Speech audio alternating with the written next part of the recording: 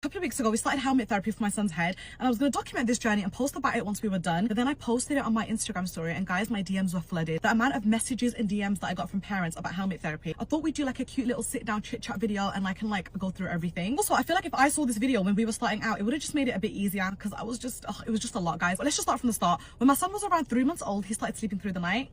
He doesn't sleep through the night anymore, but he did for a good 11, 12, 13 hours, guys. His stretches were long, and I was like, fantastic, this is absolutely marvelous. You can stay sleeping, because one thing about me, I'm not waking a sleeping kid.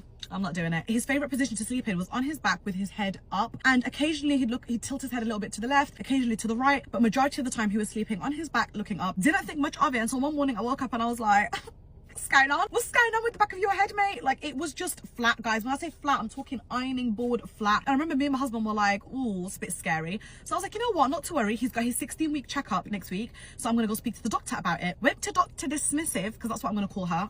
She just annoyed me. She was like, she was holding him and she was like, looks fine to me, like, it's fine. And I was like, no, I really feel like he's got a flat head, like you can see like the shape of his head.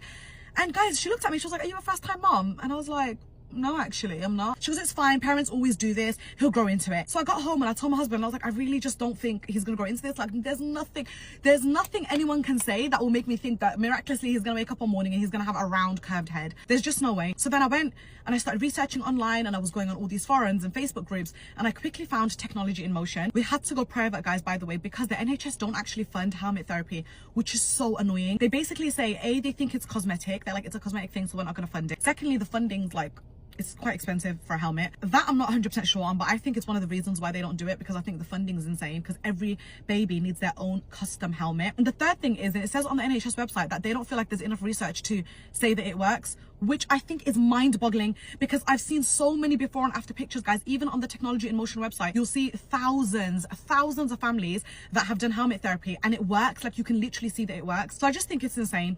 We had to go private, found Technology in Motion, fantastic company. I looked and researched upon them. Everybody loves them, highly recommends them. Pulled up, booked a consultation, £45 for the consultation. That £45 gets taken off the treatment cost, which we're going to get into that in a bit, all right? We'll get into the payment in a bit. Went to the consultation. The orthotist was fantastic. It was the best appointment I've ever had. I've never left an appointment feeling so reassured in my life. It was a 2-hour appointment. I was asking 1,000 questions, because I just feel like you're messing with my baby's head. Like, I've got to know what you're doing. She was so thorough and so informative. I just left that appointment feeling, okay, this is definitely the right decision. Long story short, we ended up saying, okay, we're going to go ahead with the treatment, because she measured him, and there's basically this chart, and this chart shows obviously mild, moderate, and severe. So how long your baby wears the helmet for depends on the severity of their head. When she measured it, she basically marked here, and she showed us where Khalil's head was, and I was like, are you joking me? Pop it on. If you don't go